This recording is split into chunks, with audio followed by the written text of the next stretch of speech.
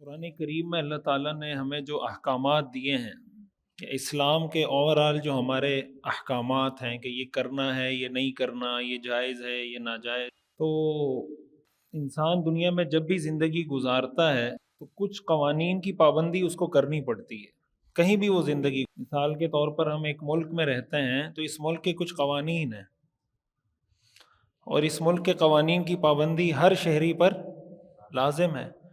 جب آپ کہتے ہیں کہ میرے پاس اس ملک کا CNIC ہے، یہاں کا شناختی کارڈ ہے، یہاں کا پاسپورٹ ہے، تو اس کا مطلب یہ ہے کہ آپ پر اس ملک کے قوانین کی پابندی خود بخود لازم ہو جاتی ہے۔ کسی ملک کا NIC لینے کا، نیشنلٹی لینے کا، پاسپورٹ لینے کا، شہریت لینے کا یہی مطلب ہوتا ہے کہ آپ نے اب اس ملک کے قوانین کی پابندی کرنی ہے۔ یہ نہیں ہو سکتا کہ آپ ایک ملک کی نیشنلٹی بھی لیں، وہاں کا پاسپورٹ بھی بنائیں اور پھر آپ یہ کہیں کہ مجھ پہ اس ملک کے کوئی قوانین لاگو نہیں ہوتے، میں آزاد ہوں۔ یہ بات ہمارے لیے سمجھنا اس لیے ضروری ہے کہ آج دنیا میں آزادی کی بات کی جاتی ہے، وہ آزادی کسی بھی لحاظ سے ہو، کلچر کے لحاظ سے ہو، بولنے کے لحاظ سے ہو، تہذیب کے لحاظ سے ہو، ہمارے جتنے ایک انسان کی زندگی میں جتنے مسائل آتے ہیں، اب مثال کے طور پر یہ بات ظاہر ہے ویسٹ کی طرف سے کی جاتی ہے، مغرب کی طرف سے کی جاتی ہے، آزادی کی، آزادی اظہار رائے کو آپ لے لیں، آپ اس بات کو لے لیں کہ بھائی ایک عورت پردہ کرنا چاہتی ہے یا نہیں کرنا چاہتی، شریعت کیوں اس کو مجبور کرتی ہے کہ آپ پردہ کریں؟ اس کی مرضی، شریعت کیوں مجبور کرتی ہے؟ اگر وہ کہتی ہے میں پردہ نہیں کرنا چاہتی تو آپ کیوں کہتے ہیں کہ نہیں آپ پردہ کریں؟ آزادی دے دیں اس کو۔ میں یہ بات بار بار عرض کرتا رہتا ہوں کہ بھائی اگر کوئی باہمی رضامندی سے، میوچول انڈرسٹینڈنگ سے لڑکا لڑکی آپس میں ملنا چاہتے ہیں تو آپ آزادی دے دیں، کیا مسئلہ ہے آپ کو؟ مغرب کا آزادی کا تصور یہ ہے کہ اس وقت تک آپ انسان کو آزادی دیں جب تک کسی دوسرے کی آزادی متاثر نہ ہو رہی ہو، اس وقت تک آپ اس کو آزادی دے دیں۔ اس کا مطلب یہ ہوا کہ جب تک کسی اور کی آزادی متاثر نہ ہو رہی ہو اس کو آپ آزادی دیں۔ تو اگر کوئی آدمی امریکہ میں رہتا ہے، امریکہ کا شہری ہے، تو کیا اس پر امریکہ کے قوانین، رول ریگولیشن اس کا اطلاق ہوگا یا نہیں ہوگا؟ مثال کے طور پر اگر یہ قانون ہے کہ بھائی آپ سڑک پہ جا رہے ہیں تو آپ نے ریڈ سگنل پہ رکنا ہے، یہ قانون ہے، یونیورسل لا ہے۔ اب اگر کوئی شخص کہے کہ نہیں میں امریکہ میں رہوں گا لیکن مجھے آزادی ہے، آپ کون ہوتے ہیں مجھے گائیڈ کرنے والے، مجھے باؤنڈ کرنے والے کہ آپ نے ریڈ پہ رکنا ہے اور گرین پہ چلنا ہے؟ میں اس کا الٹا کروں گا، میں کیا کروں گا؟ میں گرین پہ رکوں گا اور ریڈ پہ چلوں گا۔ آپ کون ہوتے ہیں مجھے ڈکٹیٹ کرنے والے؟ میری مرضی۔ تو اس کو کیا جواب دیا جائے گا؟ کیا امریکہ کا قانون، امریکن اتھارٹی اس کو یہ الاؤ کرے گی کہ ٹھیک ہے آپ گرین پہ رکیں ریڈ پہ چلیں؟ الاؤ کرے گی؟ کیوں الاؤ نہیں کرتی؟ اگر آپ آزادی کے قائل ہیں کہ بھائی ایک انسان آزاد پیدا ہوا ہے، وہ کسی قانون ضابطے کا پابند نہیں ہے، تو پھر آپ اس کو کیوں قانون ضابطے کا پابند کرتے ہیں؟ ایک ملک میں ایک آدمی رہتا ہے اور وہ اس ملک کے خلاف بغاوت بھی کرتا ہے،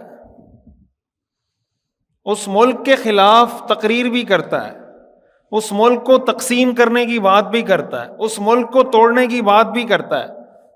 یہی چیز آپ سمجھیں، مثال کے طور پر ایک آدمی امریکہ میں رہتا ہے اور امریکہ میں رہتے ہوئے یہ موومنٹ شروع کرے کہ بھائی میں نے امریکہ کے 4 ٹکڑے کرنے ہیں اور چاروں ملکوں کے الگ الگ حکمران ہوں گے، ایک کا دوسرے کے ساتھ کوئی تعلق نہیں ہوگا، اور وہ اس پہ موومنٹ بھی چلائے، وہ اس پہ بات بھی کرے، تو کیا امریکہ کا قانون اس کو الاؤ کرے گا؟ نہیں کرے گا نا. تو یہ جو فریڈم آف سپیچ کی بات کی جاتی ہے کہ بھائی آزادی اظہار رائے، کہ جس کو جو بولنا ہے آپ بولنے دیں، آپ کون ہوتے ہیں اس کو روکنے والے؟ اس کے جی میں آ رہا ہے وہ کچھ بھی بولے، آپ کو اجازت نہیں ہے کہ آپ اس کو روکیں. تو امریکہ تو اپنے قانون کے مطابق شہریوں کو بہت سی باتیں کرنے سے روکتا ہے، بہت سارے کام کرنے سے روکتا ہے، بہت سارے کام کرنے پر مجبور کرتا ہے. آپ جانتے ہیں یہ جو ویلفیئر اسٹیٹ کہلاتے ہیں دنیا میں، وہاں پر آپ اپنے بچے کو گھور کے نہیں دیکھ سکتے. آپ کا بچہ ہے، آپ کا بیٹا ہے، آپ کی بیٹی ہے، اگر وہ کوئی بدتمیزی کر رہا ہے، بدتمیزی کر رہی ہے، آپ اس کو تھپڑ نہیں مار سکتے. ایسا ہے یا نہیں؟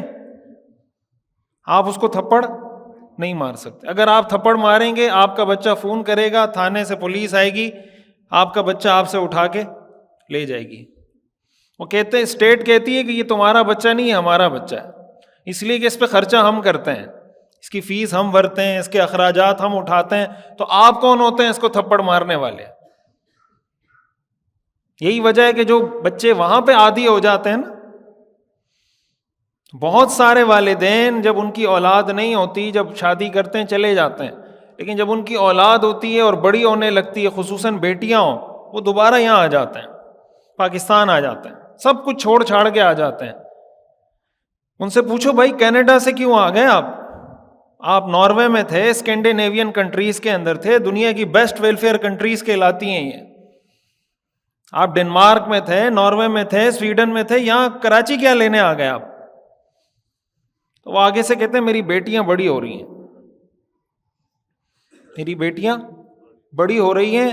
دو ہی آپشن تھے، یا تو یہ کہ پیسہ کماؤں، یا یہ کہ اپنے بچوں کی تربیت کر لوں. تو مجھے یہ لگا کہ مجھے واپس آنا پڑے گا، جب تک بچے چھوٹے تھے تب تک تو میں چل سکتا تھا، اب جب بچے بڑے ہو گئے اب میرے لیے وہاں رہنا مشکل ہو گیا. ان بیٹیوں کی تربیت میں وہاں نہیں کر سکتا.